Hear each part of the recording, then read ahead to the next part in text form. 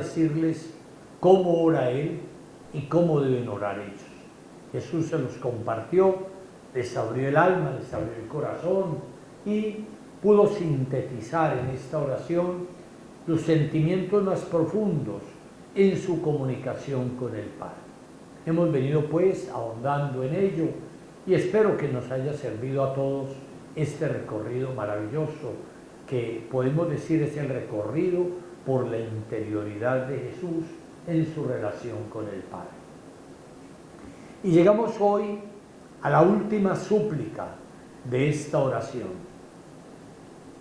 Mas líbranos del mal o del maligno.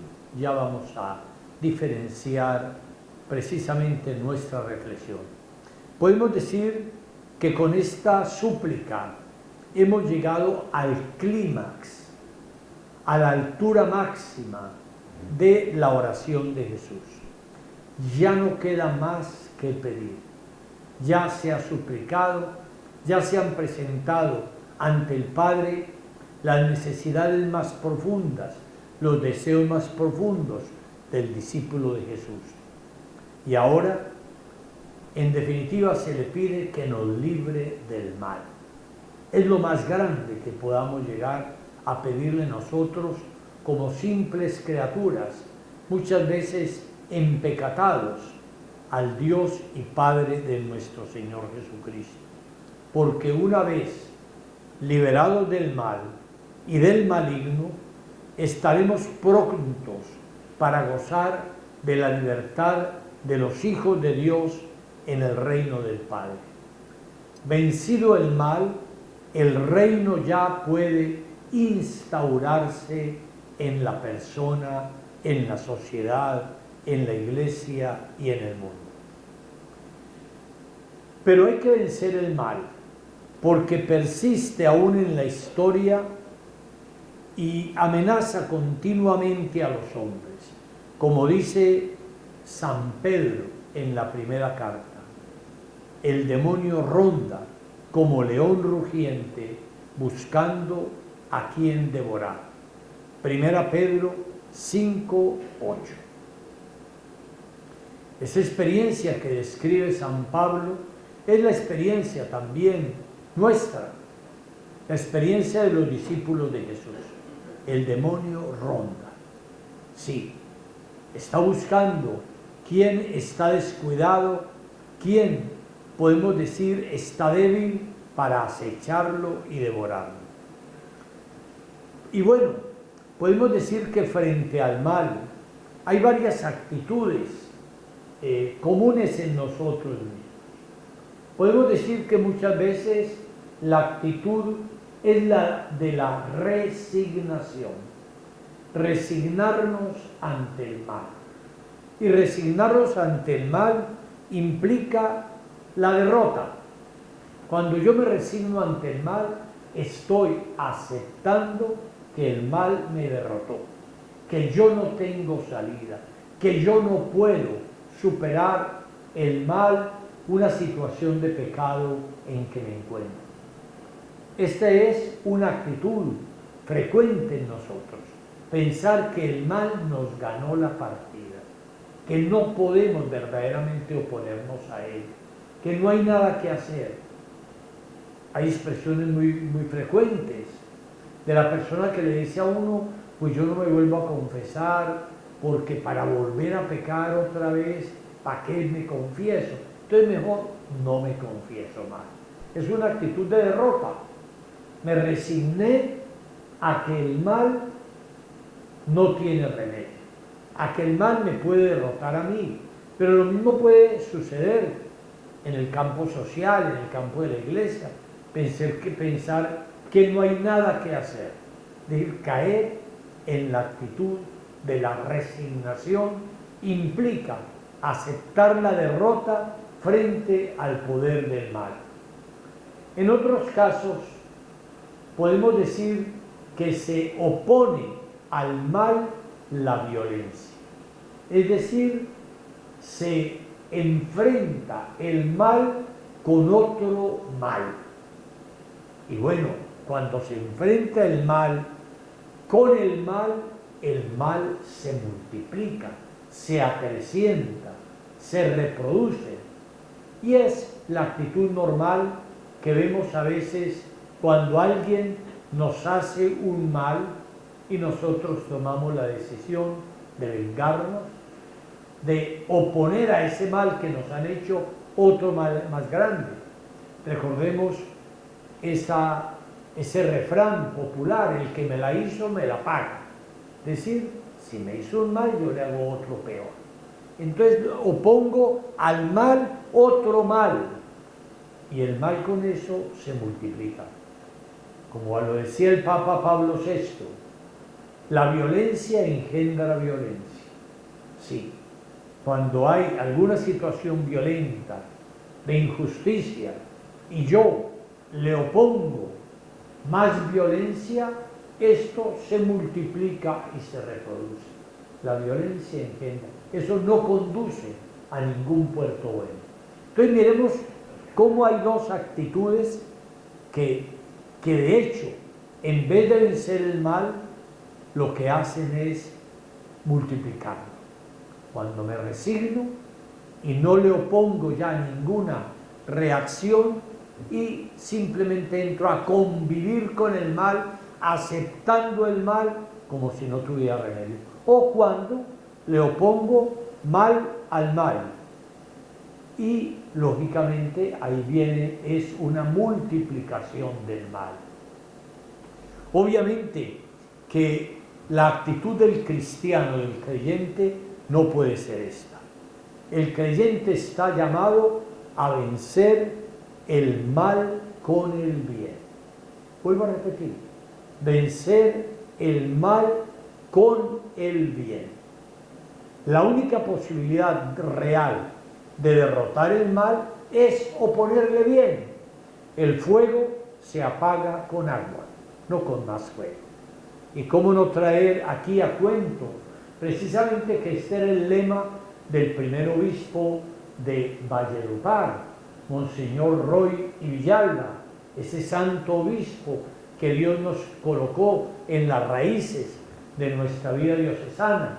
Y el lema de él, que lo encarnó por supuesto en su vida, no era simplemente un lema ahí por escoger una frase bonita, sino lo encarnó en la vida, era ese: vencer el mal con el bien. Y eso hizo él toda la vida, vencer el mal con el bien. Encarnó el bien en toda su actitud franciscana para poder vencer el mal que encontraba.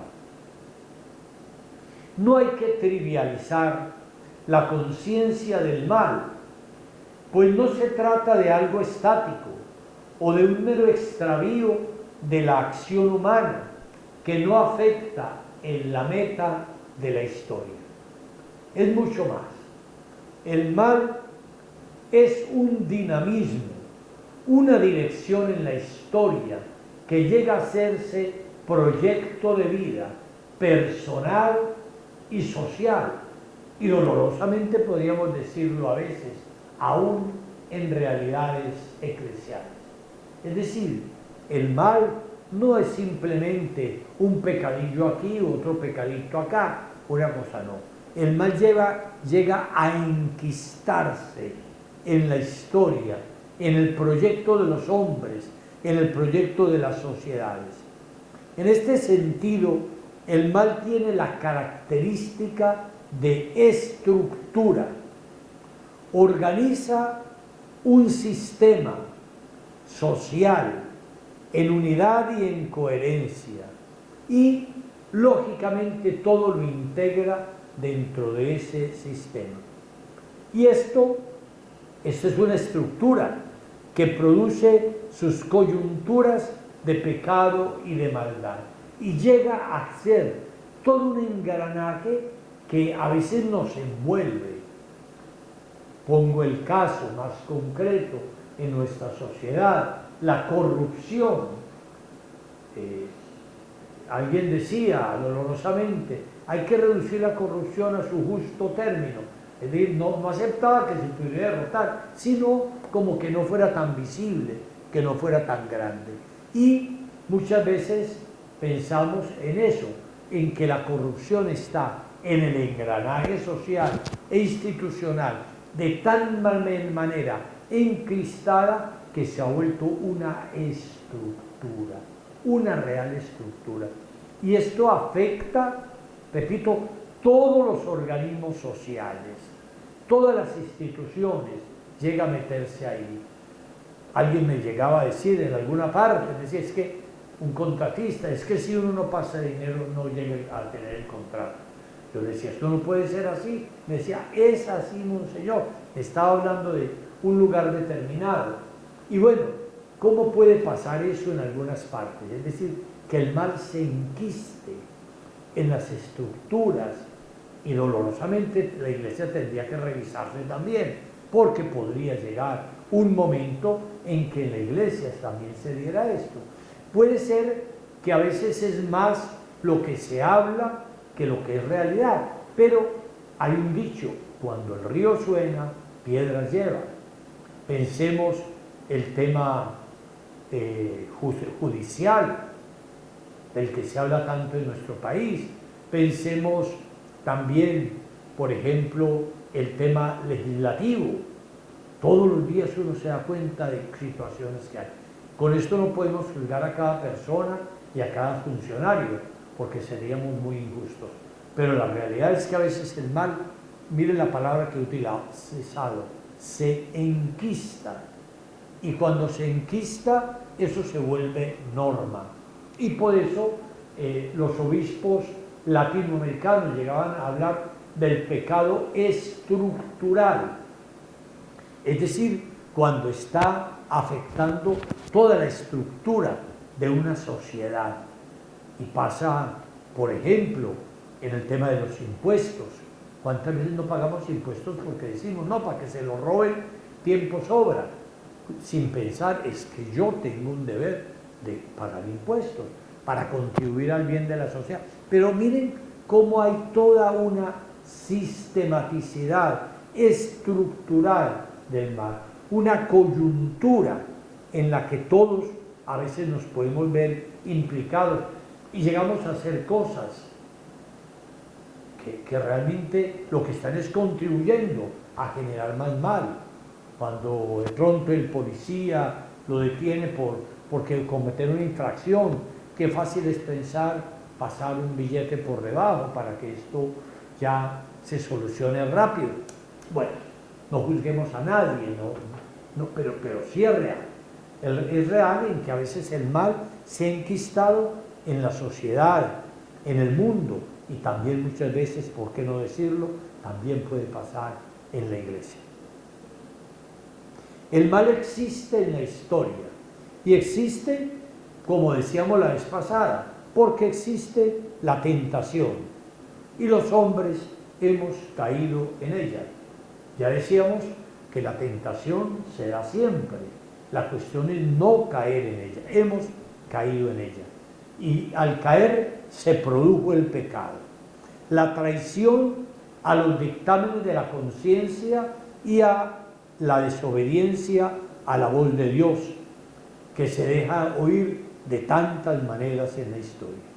Y ese pecado, así asumido, creó su propia historia, sus motivos y sus momentos de reproducción en la misma historia. La vez pasada citábamos el texto de Romanos 7, 14 a 22. Soy un hombre vendido como esclavo al pecado. No hago el bien que quiero y dejo de hacer el bien que quiero. En mi cuerpo percibo unos criterios que me hacen prisionero de la ley del pecado que está en mi cuerpo. Vuelvo a leer la cita de Romanos 7, 14 a 22. Soy un hombre vendido como esclavo al pecado. No hago el bien que quiero y dejo de hacer el bien que quiero. En mi cuerpo percibo unos criterios que me hacen prisionero de la ley del pecado que está en mi cuerpo. Yo pienso que al leer esta afirmación de Pablo en la carta a los romanos, podemos encontrar. Eso es el pecado original. El pecado original es como dice Pablo, cuando yo estoy vendido como esclavo al pecado, cuando percibo en mí mismo una apetencia al pecado, una inclinación a él que realmente me va destruyendo, porque hago el mal que no quiero y dejo de hacer el bien que quiero. Es decir, me considero prisionero de la ley del pecado que está en mi cuerpo. Es una constatación. Eso es, en sustancia, el pecado original. Es decir, cuando yo percibo dentro de mí mismo esa tendencia. Ahora, podría alguno de los que me oye preguntarse, y bueno, entonces, ¿qué sentido tiene el bautismo si decimos que el bautismo borra el pecado original? Hay que decir que el bautismo sí entra de lleno en el combate contra el pecado original, porque está poniendo lo que podríamos llamar la contra, así como se habla precisamente cuando por ejemplo, sucede una mordedura de una serpiente, se le pone la contra. Y lo que hace precisamente la gracia de Dios es entrar precisamente a combatir todos esos efectos del pecado original que hay en nosotros. Si nosotros no tuviéramos la gracia del bautismo y la gracia de los sacramentos, estaríamos derrotados ya del todo frente al pecado original, que luego se va concretando en muchos pecados personales, pecados mortales, pecados veniales. Pero la gracia recibida en el bautismo y actualizada luego en cada uno de los sacramentos nos va haciendo estar fuertes ante el ataque del mal. Es cierto que el pecado está en el mundo, que ese pecado sigue actuando, como lo dice el apóstol San Pablo, pero no estoy inerme, no estoy sin ninguna fuerza ante el pecado, es decir, no estoy realmente con mi debilidad connatural del pecado original que empieza desde Adán y continúa hasta hoy, sino que yo estoy fortalecido y puedo de verdad derrotar ese pecado original, que está pues en el mundo, corrompiendo el mundo profundamente, ¿cierto? De modo que este mundo, tal como se encuentra en el momento presente, es cierto que tiene una hostilidad para con Dios, lo dice Santiago 4:4, que produce muerte, Romanos 7:10, que es hostil a Jesucristo, Juan 1:10. Así que el mundo no es una categoría metafísica, sino histórica. Este mundo en el que vivimos, el tipo de hombres capaces, como dice Romanos también, de reprimir con injusticias la verdad, responsables de la sangre de los profetas y susceptibles de cargarse con todo tipo de falsedades y pecados. Mateo 23, 29 a 36.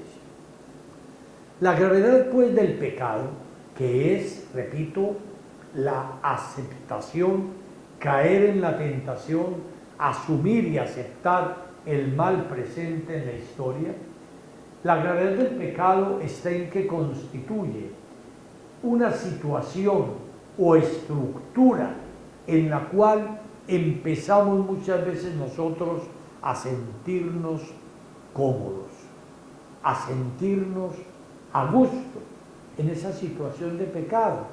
Ya no nos repugna. Quizá cuando cometimos los primeros pecados, pues éramos de pronto unos niños y bueno, sentimos el remordimiento, el dolor de inmediato, muchas veces nos confesamos, nos reprendieron, etc. Pero muchas veces nos hemos ido como acomodando al pecado. Nos ha empezado a gustar. Y esto se va trasladando a toda la estructura de la sociedad. Ahora bien, toda situación tiene un grado de independencia y objetividad.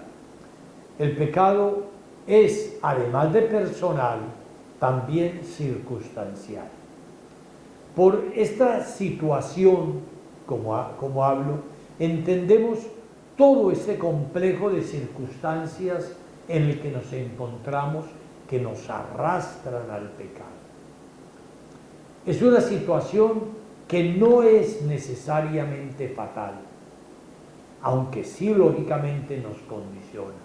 Muchas veces pensamos que no podemos hacer nada contra esa situación, que esa situación nos domina. Ya les hablaba yo del tema de la resignación, pero no. Y no es fatal por una sencilla razón, porque nosotros tenemos la gracia de Dios. Tenemos la gracia de Dios. Hay que decir que todas esas situaciones de vicios, de discriminaciones, de injusticias, de pecados de diferente índole en la que vivimos, en la que convivimos y que muchas veces también transmitimos, porque a veces se la transmitimos también a los propios hijos que empiezan a ver como normal un determinado pecado. Toda esa cantidad de situaciones, sin embargo, cuando podemos oponerles la gracia de Dios, pueden ser vencidas. Por eso le decimos al Señor, líbranos del mal, porque estamos convencidos que podemos ser liberados del mal, que el mal no es fatal, no es históricamente determinante, que si bien está en la historia, nosotros conservamos, por una parte la libertad, y por otra parte la gracia. Con la libertad estamos reconociendo que el hombre puede optar por el bien o por el mal. Pero por otra parte tenemos también la gracia. Esa gracia que nos permite mantenernos en el bien. Hermosamente lo dice el apóstol San Pablo.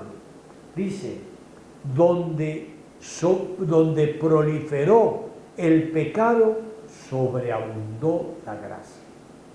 Romanos 5:20. Y también dice el mismo apóstol, si por el delito de uno solo la muerte inauguró su reinado, mucho más los que reciben esta obra de gracia y de perdón gratuito, viviendo, reinarán por obra de uno solo, Jesucristo. Romanos 5:17. Es decir, el mal es real, el mal está presente y nosotros tenemos, por una parte, la libertad que nos permite optar, que no estamos predeterminados a que tengamos que caer en un sentido. Y por otra parte, tenemos la gracia, donde abundó el pecado, sobreabundó la gracia. Donde estuvo todo ese imperio del pecado, sobreabundó la gracia que se nos dio por medio de Jesucristo nuestro Señor. Dios vio la situación en la que estaba el hombre, desde ese primer pecado que se pierde allá en el origen de los tiempos y que se fue abundando en las sociedades, en las personas, a pesar de todo lo que el Antiguo Testamento nos está enseñando de la forma como Dios fue actuando para reprimir el pecado, para encauzar al hombre. Pero, pues obviamente es una realidad cómo el pecado se fue multiplicando. Y por eso Dios decide enviar a su propio Hijo. Y en Él va a sobreabundar la gracia. Va a haber una gracia todavía más abundante que todo lo que puede ser la tarea del pecado. Y bueno, llegados a este punto, es muy importante hacernos una pregunta. ¿Quién está detrás del mal? ¿Quién está detrás del pecado? Es una pregunta muy importante. La Biblia habla repetidas veces del tentador. Mateo 4:13, o del enemigo, Mateo 13:39, o del gran dragón, Apocalipsis 12:13, o de la serpiente primordial, Apocalipsis 12:9, o el homicida y mentiroso desde el principio, Juan 8:44, o el diablo, Mateo 13:39, también lo llama Satanás, Marcos 3:23, o Belcebú, Mateo 12:24. Es decir, el maligno como causante de la mentira, tanto que lo llama el padre de la mentira por excelencia, del odio, de las enfermedades, de la muerte, que entra, por ejemplo, en Judas Iscariote o en aquellos que son como sus hijos. Es el gran tema de que el mal no simplemente es una, podemos decir, objetivación de las fuerzas malignas que encontramos en la historia. No, la revelación nos habla de un ser espiritual y maligno que está presente, que actúa de muy diferentes maneras. Un ser espiritual que no es que tenga la misma característica de Dios. Por supuesto que el demonio no es un Dios, eso hay que descartarlo. A veces le damos casi características de Dios. No, no es un Dios. La revelación lo ha querido significar como el ángel rebelde, ese ser espiritual que, siendo creación de Dios, sin embargo, se ha rebelado contra el mismo Dios. Por tanto, estamos realmente no ante otro Dios, sino realmente frente a un ser espiritual que induce a los hombres al pecado, que nos presenta la tentación, que está tratando permanentemente de seducirnos a nosotros. Qué bueno traer precisamente y recordar esa parábola del trigo y de la cizaña que hemos leído en estos días en el Evangelio de las Eucaristías, traído en Mateo 13:38. Se lo recuerdo porque me parece muy importante en este momento presentárselos. Nos dice el Evangelio en esta cita que acabo de presentarles de Mateo, cómo un hombre, el agricultor, siembra trigo en el campo, siembra buena semilla y está esperando que esa semilla, pues lógicamente, dé un buen trigo. Pero un buen día sus trabajadores vienen a decirle: Señor, ¿tú no sembraste buena semilla acaso? Claro que la sembré. Pues bien, ha aparecido cizaña. La cizaña va apareciendo en medio del trigo. Tiene unas características físicas similares, pero también se va distinguiendo por muchas otras situaciones. Y los trabajadores le van a decir al Señor: en tu campo hay trigo y cizaña. ¿Qué hacemos? ¿Arrancamos ya la cizaña? Y el Señor les va a decir: no, porque de pronto, por ponerse a arrancar la cizaña, todos sabemos lo tupido que es un campo que se acaba de sembrar. Por arrancar la cizaña pueden arrancar también el trigo. Vamos a tenerlos que dejar, porque el que hizo esto ha sido el enemigo malo. Lo dice textualmente el Señor. Ha sido un enemigo, el enemigo malo, que ha sembrado esa cizaña y por eso, porque quiere arruinar esto. Vamos a dejarlo. Y al final de los tiempos, los ángeles segarán y separarán trigo de cizaña. El trigo irá a los graneros eternos y la cizaña será condenada al fuego. Esta parábola, que es muy diciente, nos habla ya claramente.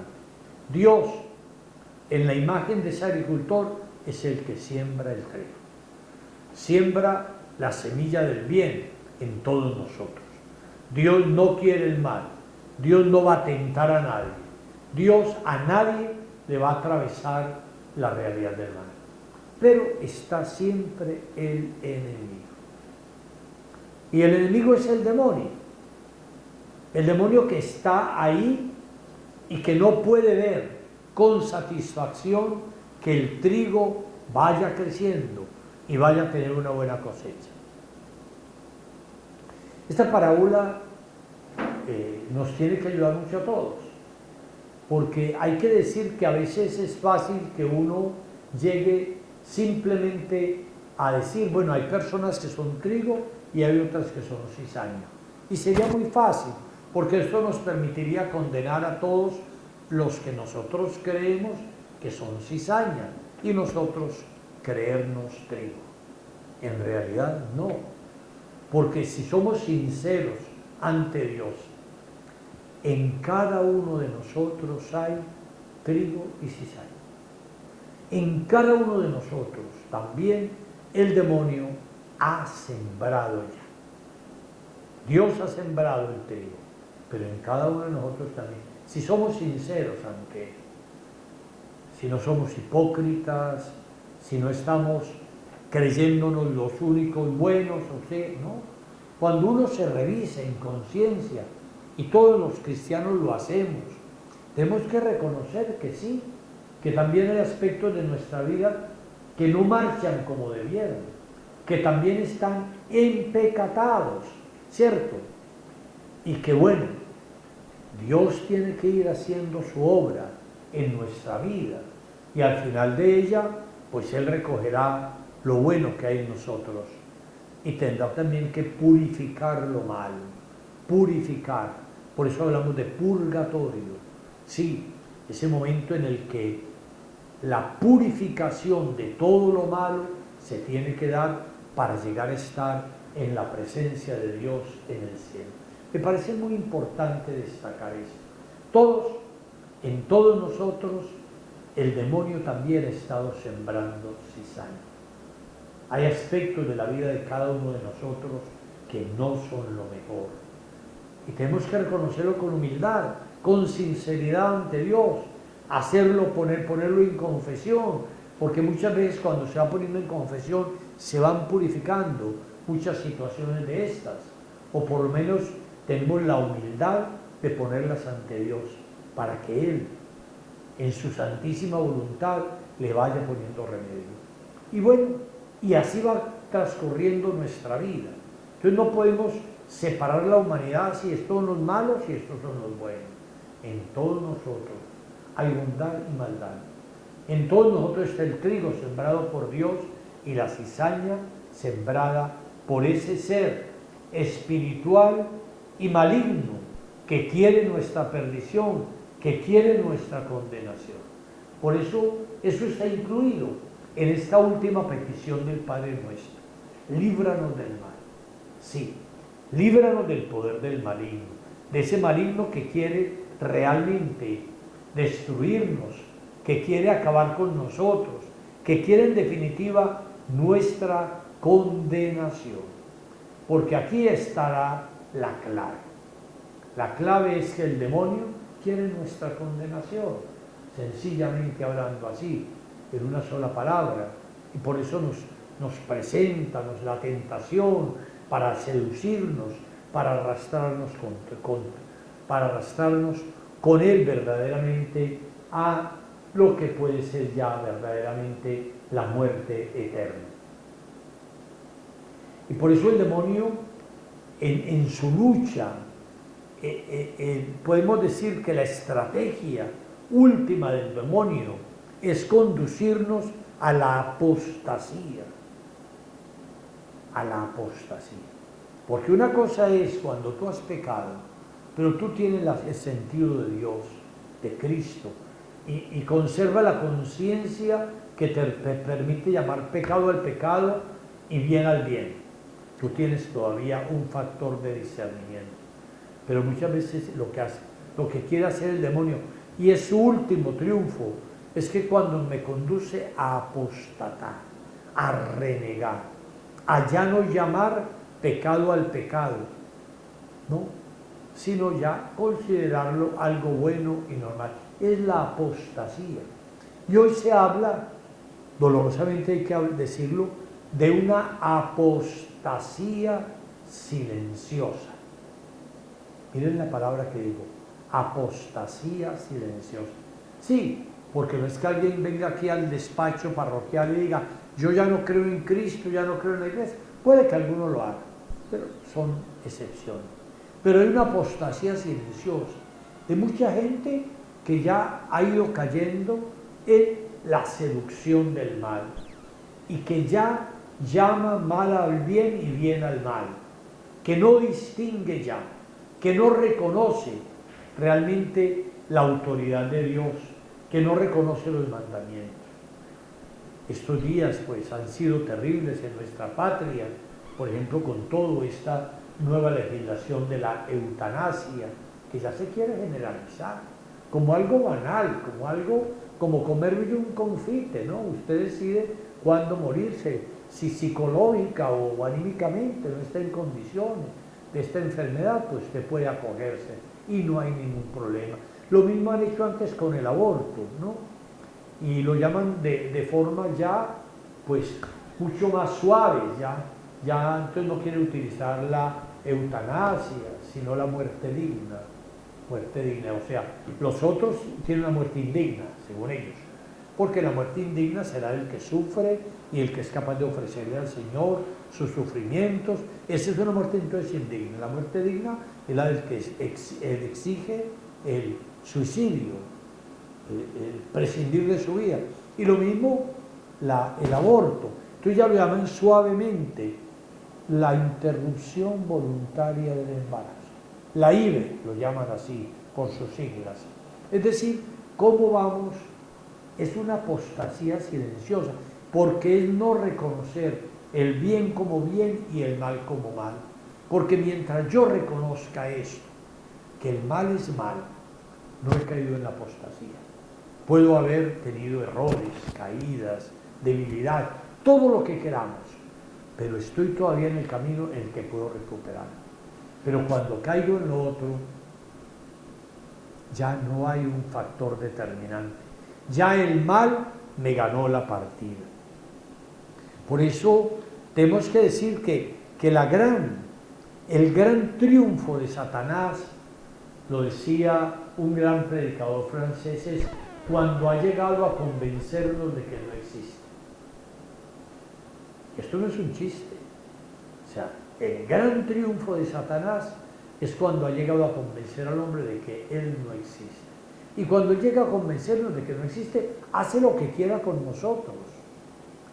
Nos arrastra, nos seduce, llamamos mal al bien, bien al mal, ya no tenemos ningún temor a la condenación. Alguien decía en estos días que la liberación más grande del hombre es cuando ya no cree en el infierno.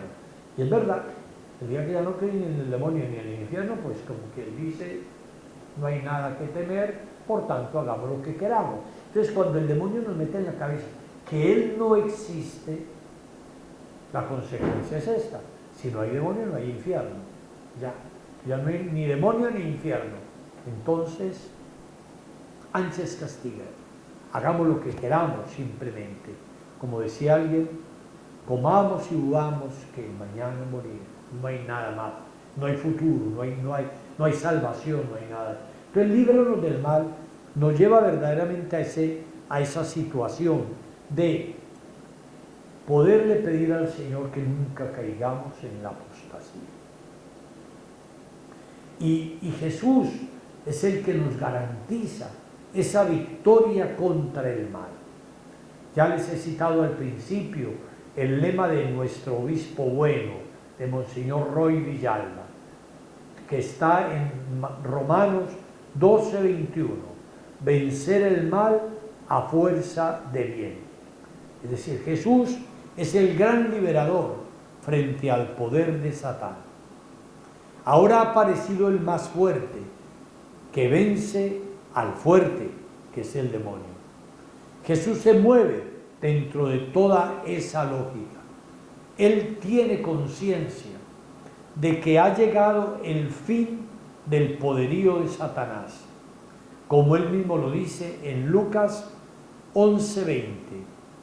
Si yo echo los demonios con el dedo de Dios, es porque el reino de Dios ha llegado a ustedes. El reinado de Dios se construye contra el reinado del demonio presente en el mundo. Cada expulsión del demonio que obra Jesús significa un paso en la victoria sobre él, que anticipa la derrota final. Y este poder victorioso Jesús lo confía a los discípulos. Por eso el Evangelio de Lucas nos narra que cuando los 72 discípulos regresan alegres de la misión, le dicen a Jesús: Señor, hasta los demonios se nos someten en tu nombre. Y Jesús participa de su alegría y les dice: yo veía a Satanás caer de lo alto como un rayo. A Satanás caer de Jesús, cuando envía a los suyos, los envía con poder sobre los espíritus inmundos y sobre el poder de Satanás. Y más aún llega a decirles que nada podrá hacerles daño. Lucas 10:19. Entonces podemos decir que el sentido del triunfo de Jesús no es simplemente un triunfo sobre unas situaciones particulares, sino el gran triunfo es contra el poder del mal, representado precisamente en el maligno, en Satanás, que se hace presente en la vida de los hombres de múltiples maneras, en los pecados personales, sociales, estructurales, en el sufrimiento, en la injusticia, en los crímenes, en fin, en tantas situaciones. Y Jesús precisamente va a establecer su reinado contra ello. Lo que impide al hombre encontrar el sentido trascendente de su vida, tenemos que decir, es ese demonio que nos está poniendo todos los días una cantidad de tentaciones, como las riquezas, por ejemplo, son una de las formas como más nos seduce el demonio para apartarnos de Dios. Recordemos cuando hablábamos la vez pasada del tema de las tentaciones de Jesús. A Jesús también el demonio le promete todos los reinos del mundo si se postra y lo adora. Es decir, el demonio se sirve de las riquezas para realmente apartar al hombre de Dios. Y como dice el Evangelio, no podéis servir a Dios y a las riquezas. Pero el demonio nos lo mete en el corazón. También las preocupaciones excesivas en la vida. Mateo 6:10-34. A veces nos preocupamos excesivamente por el sobrevivir en la vida, olvidándonos verdaderamente de poner nuestra confianza en Dios. El ansia de poder, de honra, de gloria, como lo dirá Mateo 10:35-45. La tentación de abusar de la buena fe de los demás. Y la causa principal de todos estos males es en definitiva la falta de amor, que es en definitiva la falta de Dios en el corazón del hombre. Cuando falta Dios en el corazón del hombre, obviamente ese corazón se va llenando de todos los demonios que empiezan a entrar a él y que hay que bregar a exorcizarlos, a sacarlos de allí. Son los demonios que hay que exorcizar. Cuando ello se logra, aparece la victoria de la gracia de Dios en el mundo. Seguir a Jesús entraña crear esta nueva mentalidad verdaderamente liberadora de unos para con otros, como dice Pablo en Romanos 8:31. Si Dios está a favor nuestro, ¿quién podrá estar en contra nuestra? Es la experiencia profunda del cristiano. En realidad, hay muchas fuerzas contra nosotros. Nadie puede decir que no.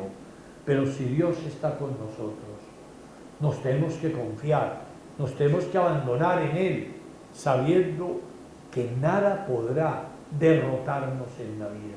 El cristiano en ese sentido es invencible, no es derrotable porque tiene el poder del Señor. Puede que a veces, como se dice, se pierdan algunas batallas, pero no se pierda la guerra. De hecho, Jesús en la cruz aparentemente perdió una batalla, pero no perdió la guerra contra el mal, porque estaba fiel totalmente al Padre Celestial. Se abandonó en sus manos, hizo su voluntad.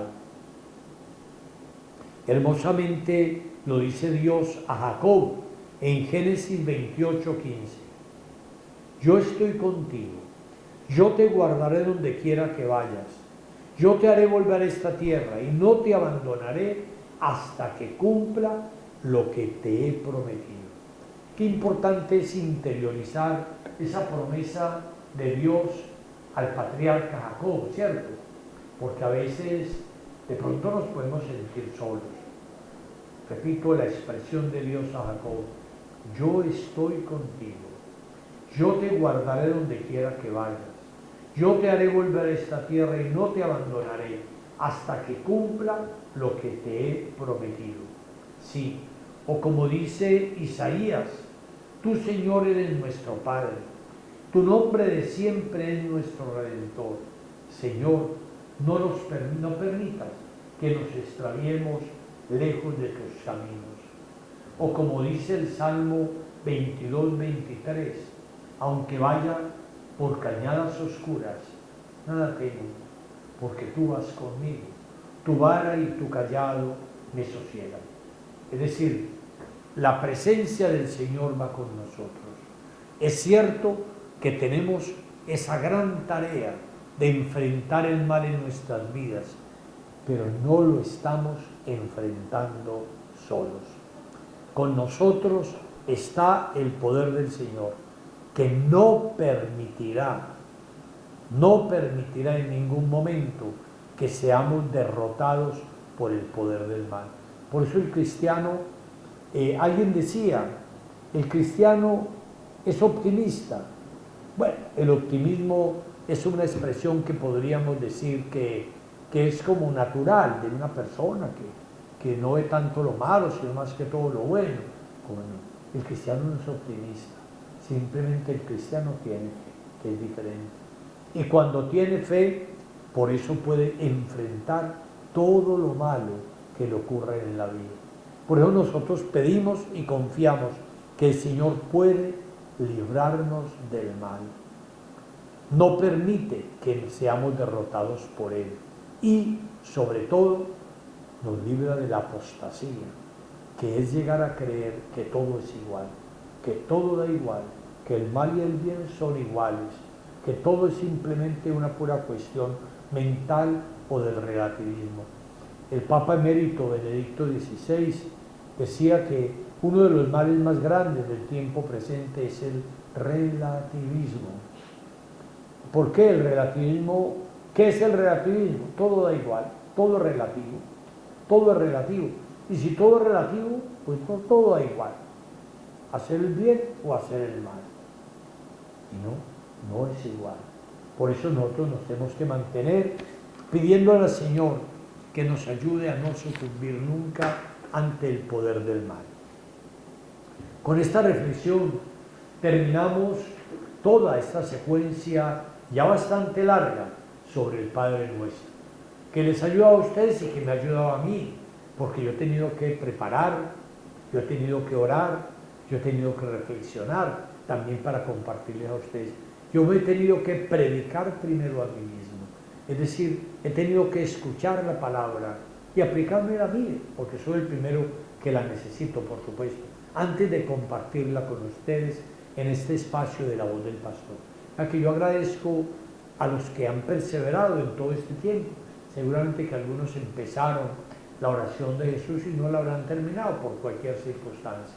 Otros a lo mejor sí, otros la pueden retomar allá aquí en el canal de YouTube del Padre Dorian Rocha, ¿cierto? Aún los momentos que se hayan perdido de estos encuentros. Y bueno, y los invito para dentro de 8 días volver a encontrarnos y ese día les contaré cuál va a ser el siguiente tema que vamos a reflexionar en este espacio de formación cristiana. Yo los bendigo a todos ustedes en el nombre del Padre, del Hijo y del Espíritu Santo. Amén. Y les pido que recen por mí. Dios los bendiga.